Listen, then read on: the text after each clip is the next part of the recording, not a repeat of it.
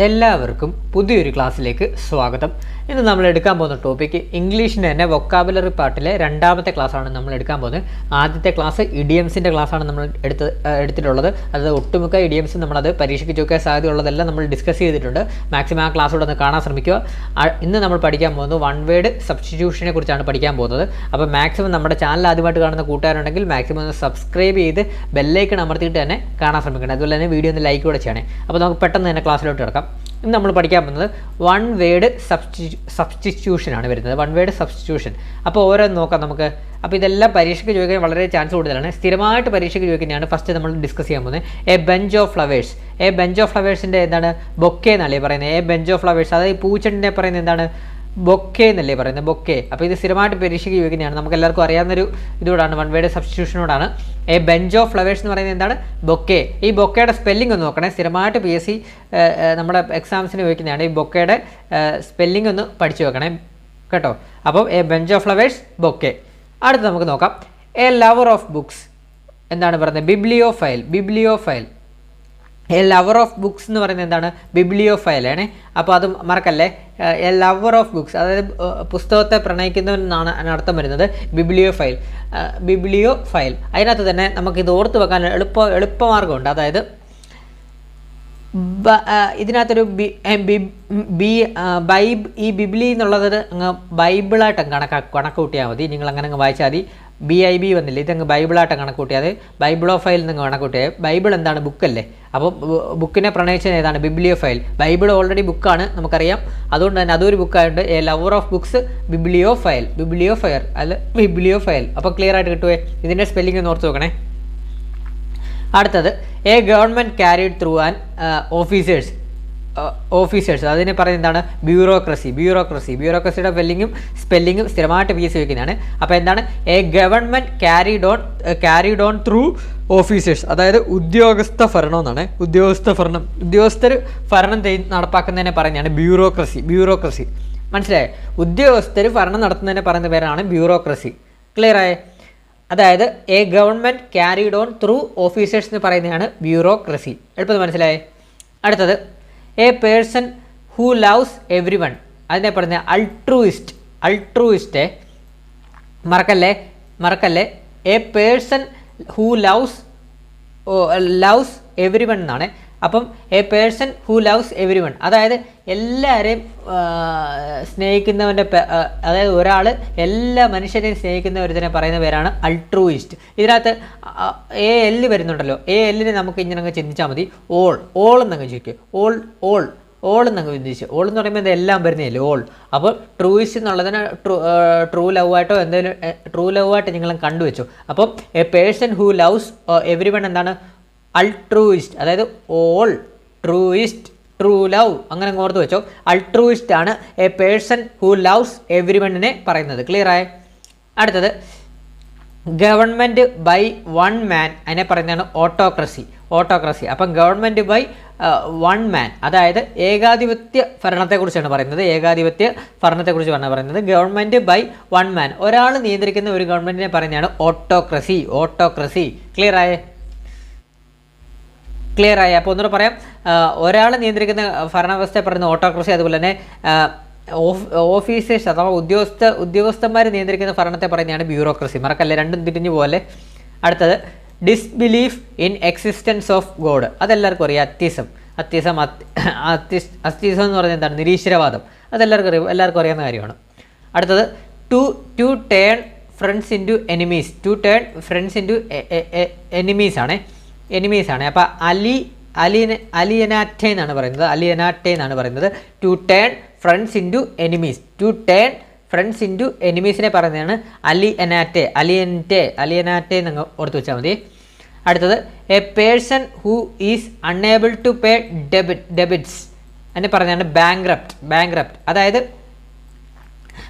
A person who is unable to pay debits, അതായത് ലോണൊക്കെ അടയ്ക്കാനൊക്കെ ഒരുപാട് മടിക്കുന്ന ഒരു മനുഷ്യനെ പറയുന്നതാണ്, അദ്ദേഹത്തിനെ കൊണ്ട് അടയ്ക്കാൻ കഴിയാത്ത ഒരാളെ പറയുന്നതാണ് ബാങ്ക്രപ്റ്റ്. അതായത് ഈ ഡെബിറ്റ്സ് എന്ന് പറഞ്ഞാൽ എന്താണ്? അൺഏബിൾ ടു പേ ഡെബിറ്റ്സ് എന്നൊക്കെ പറയുമ്പോൾ അതിന് എന്തുമായിട്ട് ബന്ധപ്പെട്ടാണ്? ബാങ്കുമായിട്ട് ബന്ധപ്പെട്ടാണ്. അപ്പോൾ അങ്ങനെ ഓർത്ത് വെച്ചോ, a person who is unable to pay debits എന്ന് പറഞ്ഞാൽ ബാങ്ക്രപ്റ്റ്. മറക്കല്ലേ. അപ്പോൾ പഠിച്ച് ഇത്രയും നമുക്ക് ഒന്നുകൂടെ പറഞ്ഞു നോക്കാം. അതായത് എ ബെഞ്ച് ഓഫ് ഫ്ലവേഴ്സിന് പറയുന്നതാണ് ബൊക്കെ. അതുപോലെ തന്നെ എ ലവർ ഓഫ് ബുക്സിന് പറയുന്നതാണ് bibliophile. A government carried on through ഓഫീസേഴ്സിനെ പറയുന്നതാണ് bureaucracy. A person who loves എവരിവണിനെ പറയുന്നതാണ് altruist. A government by one മാനിനെ പറയുന്നതാണ് autocracy. Disbelief in the existence of ഗോഡിനെ പറയുന്നതാണ് അത്തിസം. അതുപോലെ തന്നെ to turn friends into എനിമീസിനെ പറയുന്നതാണ് അലിയനാറ്റെ. അതുപോലെ തന്നെ a person who is unable to pay ഡെബിറ്റ്സിനെ പറയുന്നതാണ് ബാങ്ക്രപ്റ്റ്. അപ്പോൾ നമുക്ക് അടുത്ത കുറച്ച് പഠിക്കാം. One word substitutions. അടുത്തത് എ ലിസ്റ്റ് ഓഫ് ബുക്സിനെ പറഞ്ഞാണ് കാറ്റലോഗ്. മറക്കല്ലേ, എ ലിസ്റ്റ് ഓഫ് ബുക്സിനെ പറഞ്ഞാണ് കാറ്റലോഗ്. അങ്ങ് ഓർത്ത് വെച്ചാണേ, മറക്കല്ലേ, ഇത് പ്രത്യേകിച്ച് കോഡില്ല, നിങ്ങളങ്ങ് ഓർത്ത് വെച്ചോ. എ ലിസ്റ്റ് ഓഫ് ബുക്സിനെ പറഞ്ഞാണ് കാറ്റലോഗ് എന്നൊക്കെ പറയുമ്പോൾ എന്താണ്, ഇപ്പോൾ ഒരു ഉദാഹരണം പറയുവാണെങ്കിൽ എന്താണ്, നമ്മളിപ്പോൾ വാട്സപ്പ് ബിസിനസ് ആരെങ്കിലും യൂസ് ചെയ്തിട്ടുണ്ടോ? വാട്സപ്പ് ബിസിനസ്സിനകത്തൊരു നമ്മുടെ പ്രൊഡക്ട്സ് ഒക്കെ ഇങ്ങനെ കാറ്റലോഗായിട്ട് ഇടുന്നില്ലേ? അപ്പോൾ അതുപോലെ ഓർത്ത് വെച്ചാൽ നമ്മുടെ ബുക്സൊക്കെ നമ്മുടെ കാറ്റലോഗായിട്ട് വെക്കാൻ സാധിക്കുമെന്ന് ഉദ്ദേശിച്ചാൽ മതി. അപ്പോൾ എ ലിസ്റ്റ് ഓഫ് ബുക്സിനെ പറഞ്ഞാണ് catalogue. A list of books പറഞ്ഞാണ് കാറ്റലോഗ്. നമ്മൾ വാട്സാപ്പ് ബിസിനസ് കുറച്ചധികം നമ്മുടെ പ്രൊഡക്ട്സ് ഒക്കെ അല്ലെങ്കിൽ വാട്സാപ്പ് ബിസിനസ് കാറ്റലോഗായിട്ട് വെക്കുന്നത്. അപ്പോൾ ഇവിടെ എ ലിസ്റ്റ് ഓഫ് ബുക്സിനെ പറഞ്ഞാണ് കാറ്റലോഗ്. മറക്കല്ലേ. അടുത്തത് വൺ വോവ് ടു അൺമാരീഡ് ലൈഫിനെ പറഞ്ഞാണ് സെലിബേറ്റ്. PC ചോദിക്കാൻ ചാൻസ് കൂടുതലാണ്. One who vow to unmarried life, അതായത് വൺ വോവ് ടു അൺമാരീഡ് ലൈഫിനെ പറഞ്ഞാണ് സെലിബേറ്റ്. അതായത് ബ്രഹ്മചാരി എന്നൊക്കെ പറയത്തില്ലേ, കല്യാണം കഴിക്കാൻ ഇഷ്ടമല്ലാത്ത, അതായത് മാരേജ് ലൈഫിനോട് താല്പര്യമില്ലാത്ത ആൾക്കാരെ പറയുന്നതാണ് സെലിബേറ്റ് എന്ന് പറയുന്നത്. ബ്രഹ്മചാരി എന്നൊക്കെ പറയുന്നത്, നിത്യബ്രഹ്മചാരി എന്നൊക്കെ നമ്മൾ സ്ഥിരമായിട്ട് കേൾക്കുന്നില്ല, സിനിമയിലും കാര്യങ്ങളിലൊക്കെ കാണുന്നതല്ലേ, അത് തന്നെയാണ് ഉദ്ദേശിക്കുന്നത്. അതായത് മാരേജ് ലൈഫ് ഇഷ്ടമല്ലാത്ത ആൾക്കാരെ കുറിച്ചാണ് പറയുന്നത്. അവരെ പറയുന്ന പേരാണ് സെലിബേറ്റ്. മറക്കല്ലേ. അടുത്തത് the art of beautiful hand റൈറ്റിങ്ങിനെ പറയുന്നതാണ് കാലിഗ്രഫി. ഇതെല്ലാം നമ്മൾ കാലിഗ്രഫി കോമ്പറ്റീഷനൊക്കെ നമ്മുടെ സ്കൂളിലും കോളേജുകളിലും ഒക്കെ നടക്കാറുണ്ട്. അപ്പോൾ നമുക്കത് ഇത് പെട്ടെന്ന് കണക്ട് ചെയ്യാൻ പറ്റും. The art of beautiful hand റൈറ്റിങ്ങിനെ പറയുന്നതാണ് കാലിഗ്രഫി. ക്ലിയർ ആയി. അടുത്തത് ഡിഫിക്കൽട്ട് ആൻഡ് പെർപ്ലക്സിങ് സിറ്റുവേഷനെ പറഞ്ഞാണ് ദിലേമ. മറക്കല്ലേ, ചോദിക്കാൻ വളരെ ചാൻസ് കൂടുതലാണ്. ഡിഫിക്കൽട്ട് ആൻഡ് പെർപ്ലക്സിങ് സിറ്റുവേഷനെ പറഞ്ഞാണ് ദിലേമ. മറക്കല്ലേ, ദിലേമ എന്ന് പറഞ്ഞാൽ എന്താണ്? അപ്പോൾ മറക്കല്ലേ, ദിലേമ എന്ന് പറഞ്ഞാൽ എന്താണ്? പ്രയാസകരമായ ഒരു സിറ്റുവേഷനെ പറഞ്ഞാണ് ദിലേമ എന്ന് പറയുന്നത്. ക്ലിയർ ആയോ? അടുത്തത് one in charge of a museum and art gallery ഒക്കെ, അതായത് one in charge of a museum and art gallery പറഞ്ഞാൽ ക്യൂറേറ്റർ എന്ന് പറഞ്ഞാൽ ആരാണ്?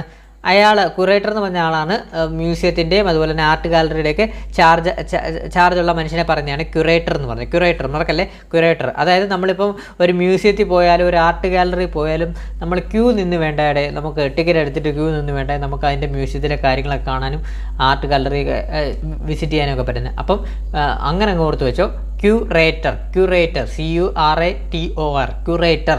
അപ്പോൾ എന്താണ്? One in charge of a museum and art gallery പറഞ്ഞാണ് ക്യൂറേറ്റർ. മറക്കല്ലേ. അടുത്തത് government of, for and by the people എന്ന് പറഞ്ഞാൽ ഡെമോക്രസി. നമ്മുടെ ഡെമോക്രസി അറിയത്തില്ലേ, ജനങ്ങളാൽ, അത് തന്നെയാണ് ഇവിടെ പറയുന്നത്. Government of, for and by the പീപ്പിളിനെ പറഞ്ഞാണ് ഡെമോക്രസി, ജനാധിപത്യം. അറിയില്ലേ? അതാണ് ഇവിടെ പറഞ്ഞത്, അതെല്ലാവർക്കും അറിയുന്ന കാര്യമാണ്. അടുത്തത് the concluding section or scene of a പ്ലേനെ പറഞ്ഞാണ് എപ്പിലോഗ്. മറക്കല്ലേ, പരീക്ഷയ്ക്ക് ചോദിക്കുകയെ ദ കൺക്ലൂഡിങ് സെക്ഷൻ, അതായത് അവസാനിക്കുന്ന ഒരു സെക്ഷന് section or scene of a play എന്ന് ഓർത്തിച്ചായി. അതായത് നമ്മുടെ ഇങ്ങനെ ഓർത്ത് വെച്ചാൽ ഒരു നാടകത്തിൻ്റെയോ അല്ലെങ്കിൽ നമ്മുടെ എന്തെങ്കിലും ഒരു സിനിമയുടെയോ നാടകത്തിൻ്റെ സീരിയലിൻ്റെ എന്തിനും ആവട്ടെ അതിൻ്റെ ഒരു എപ്പിസോഡ് വെച്ചല്ലേ ചെയ്യുന്നത്. അങ്ങനെ കൊടുത്തു വെച്ചാൽ അപ്പോൾ ദ കൺക്ലൂഡിങ് സെക്ഷൻ, അത് concluding section or scene of a പ്ലേയെ പറയുന്നതാണ് എപ്പിലോഗ്. എപ്പിസോഡിൻ്റെ എപ്പിലോഗ് അങ്ങനെ കൊടുത്തു വെച്ചാൽ. അപ്പോൾ എന്താണ് the concluding section or scene of a play എന്ന് പറയുന്നത് എപ്പിലോഗ്. മറക്കല്ലേ. അടുത്തത് a person who thinks only ഹിംസെൽഫിനെ പറയുന്നതാണ് ഈഗോയിസ്റ്റ്. അതായത് ഒരു മനുഷ്യൻ അവനെക്കുറിച്ച് മാത്രം ചിന്തിക്കുന്നതിനെ പറയുന്നതാണ് ഈഗോയിസ്റ്റ്. ക്ലിയർ ആയോ? അതല്ല, ഈഗോയിസ്റ്റ് എല്ലാവർക്കും അറിയുന്ന കാര്യമാണ്. അതുതന്നെ a disease peculiar to a country, അതിനെ പറഞ്ഞ എൻഡമിക് മറക്കല്ലേ, ഇത് പരീക്ഷയ്ക്ക് ചോദിക്കുവേ. A disease peculiar to a country, അതായത് രാജ്യത്തിനകത്ത് നിൽക്കുന്ന രോഗങ്ങളെ പറയുന്ന പേരാണ് എൻഡമിക്. പക്ഷേ അതുപോലെ തന്നെ അതുകൊണ്ട് ഇതിൻ്റെ കൂടെ തന്നെ ഓർത്ത് വെച്ചാൽ നമ്മുടെ രാജ്യത്തിന് പുറത്തു പോകുന്ന ഒരു രോഗത്തെ പറയുന്നതാണ് കൊറോണ, അതിനൊക്കെ പറയുന്നതാണ് പാൻഡമിക്, കൊറോണ പാൻഡമിക് എന്നല്ലേ പറയുന്നത്. അപ്പം രാജ്യത്തിനകത്തു മാത്രം നിൽക്കുന്ന ഒരു രോഗത്തെ പറയുന്നതാണ് endemic. A disease peculiar to a കൺട്രീനെ പറയുന്നതാണ് എൻഡമിക്, മാർക്കല്ലേ. അടുത്തത് a long narrative poem about the deeds of a great ഹീറോസിനെ പറയുന്നതാണ് എപ്പിക്. അതായത് a long narrative poem about the deeds of a great ഹീറോസിനെ പറ്റി പറയുന്നതാണ് എപ്പിക് സ്റ്റോറി എന്നൊക്കെ പറയത്തില്ലേ, അത് തന്നെ അങ്ങ് ഓർത്ത് വെച്ചായി. അപ്പോൾ നമുക്ക് ഇത്ര പഠിച്ചത് ഒന്നുകൂടെ പറയാമേ.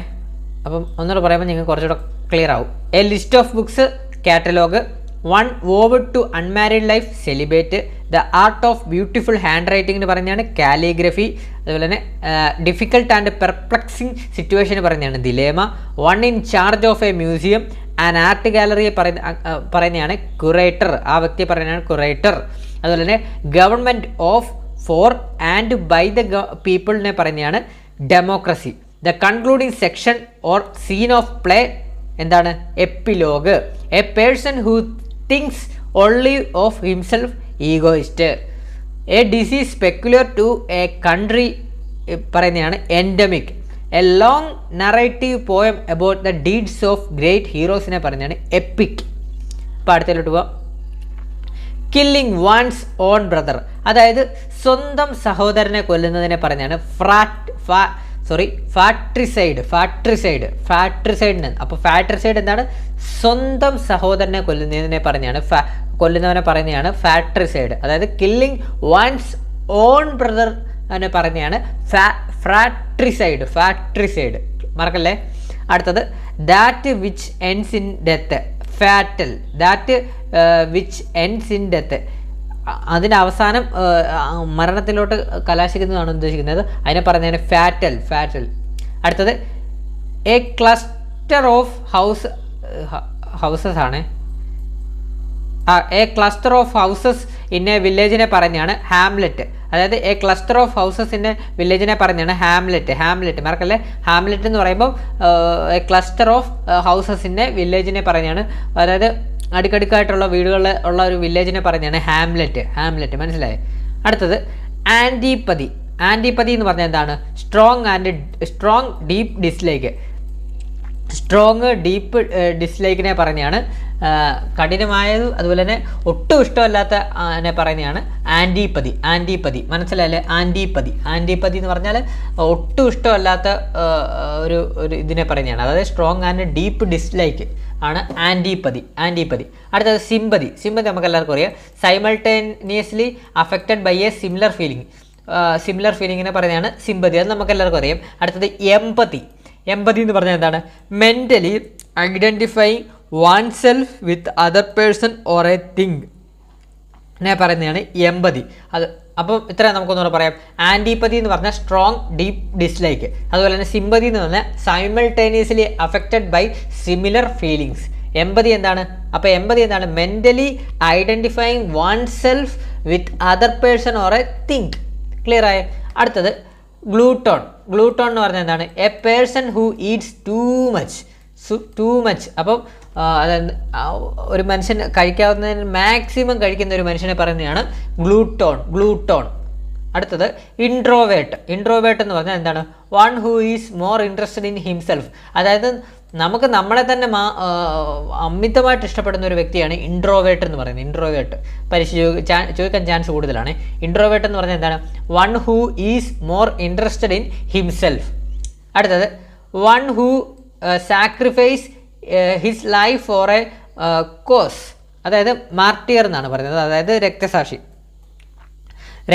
എന്നാണ് പറയുന്നത്. മാർട്ടിയർ അതായത് ജീവൻ ധരിക്കുന്നതിനുള്ള രക്തസാക്ഷി, അത് തന്നെയാണ് ഇവിടെ പറയുന്നത്. One who sacrifices his life for a cause എന്ന് പറഞ്ഞാൽ മാർട്ടിയർ. അടുത്തത് one who walks in sleep, somnambulist. നമ്മുടെ ഒരു ജയറാമിൻ്റെ ഒരു സിനിമയില്ലേ, അതിനകത്ത് ജയറാമിൻ്റെ അസുഖം അത് തന്നെയല്ലേ, സോമനാബുലിസം. അപ്പോൾ അത് തന്നെയാണ് one who walks in sleep, somnambulist. അതായത് ജയറാമിൻ്റെ അങ്ങനെ ഒരു സിനിമയുണ്ട്, കണ്ടിട്ടുള്ളവർക്ക് മനസ്സിലാവും. അതിനകത്ത് ജയറാം ഇതുപോലാണ്, അതായത് രാത്രിയിൽ ഇങ്ങനെ ഉറക്കത്തിൽ നടക്കുന്ന മനുഷ്യനാണ് ജയറാം. അങ്ങനെ ഒരു അസുഖമുള്ളതാണ്, സോമനാബുലിസം എന്ന് പറഞ്ഞ അസുഖത്തിൻ്റെ പേര്. അപ്പം ഇങ്ങനെ അതിനകത്ത് ജയറാം സോമനാബുലിസ്റ്റാണ്. അപ്പം നടന്നിങ്ങനെ രാത്രിയിലൊക്കെ നടക്കും, അങ്ങനെ ബസ്സിൻ്റെയൊക്കെ മുമ്പിലൊക്കെ ചെന്നുകൊണ്ട് രാത്രി തലേണൊക്കെ കെട്ടിപ്പിടിച്ച് നല്ല രസം, നല്ലൊരു സിനിമയാണ്. അപ്പോൾ അങ്ങനെ വെച്ചങ്ങ് ഓർത്ത് വെച്ചോ, ആ ജയറാം ആ സിനിമ കണ്ടിട്ടുള്ളവർ അത് വെച്ചങ്ങ് ഓർത്ത് വെച്ചോ. വൺ ഹൂ വാക്സ് ഇൻ സ്ലീപ്പിനെ പറഞ്ഞാണ് സോമനാബുലിസ്റ്റ്. അടുത്തത് one who takes refuge in a foreign കൺട്രീനെ പറഞ്ഞാണ് റെഫ്യൂജി, അതായത് അഭയാർത്ഥികളാണ്. One who takes refuge in a foreign കൺട്രിയെ പറയുന്നതാണ് റെഫ്യൂജി. അപ്പം നമുക്ക് ഇത്രയും പറയാം. കില്ലിങ് വൺസ് ഓൺ ബ്രദറിനെ പറയുന്നതാണ് fratricide. That which ends in ഡെത്തിനെ പറയുന്നതാണ് fatal. A cluster of houses in a വില്ലേജിനെ പറയുന്നതാണ് ഹാംലെറ്റ്. അതുപോലെ തന്നെ ആൻറ്റിപ്പതി എന്താണ്? Strong deep dislike. Sympathy simultaneously affected by similar feelings. Empathy mentally identifying oneself with other person or a thing. Glutton a person who eats too much. Introvert one who is more interested in himself. One who sacrifices his life for a cause നെ പറയുന്നതാണ് martyr. One who walks in സ്ലീപ്പിനെ പറഞ്ഞാണ് somnambulist. One who takes refuge in a foreign കൺട്രീനെ പറഞ്ഞാണ് refugee. മറക്കല്ലേ, നമുക്ക് അവസാനത്തെ ടോപ്പിക്കിലോട്ട് പോവാം. അവസാനം വൺ ഹൂ സ്പെൻഡ്സ് ടൂ മച്ചിനെ പറഞ്ഞാണ് സ്പെൻഡ്ത്രിഫ്റ്റ് എന്ന് പറഞ്ഞത്. സ്പെൻഡ്ത്രിഫ്റ്റ് അതായത് ഒരുപാട് പൈസകൾ ചിലവാക്കുന്നതിനെ പറയുന്നതാണ്. അത് വൺ ഹൂ സ്പെൻഡ്സ് ടൂ മച്ചിനെ പറഞ്ഞാണ് വൺ ഹൂ സ്പെൻസ് അമിതമായി ചിലവാക്കുന്നതാണ്. സ്പെൻസ് ടു മച്ചിനെ പറയുന്നതാണ് സ്പെൻഡ് ത്രിഫ്റ്റ് കേട്ടോ, മറക്കല്ലേ. അപ്പോൾ സ്പെൻഡ് ത്രിഫ്റ്റ് മനസ്സിലായി, അങ്ങനെ അങ്ങ് ഓർത്ത് വെച്ചോ. One who spends too much, spend thrift. അടുത്തത് വൺ ഹൂ ഹേറ്റ്സ് പീപ്പിൾ, അതായത് മിസാന്ത്രോപോയിസ്റ്റ്. വളരെ ഇമ്പോർട്ടൻ്റ് ആണ്, പരീക്ഷയ്ക്ക് ചോദിച്ചിട്ടുള്ളതുമാണ്, ഇനി ചോദിക്കാൻ ചാൻസ് കൂടുതലുമാണ്.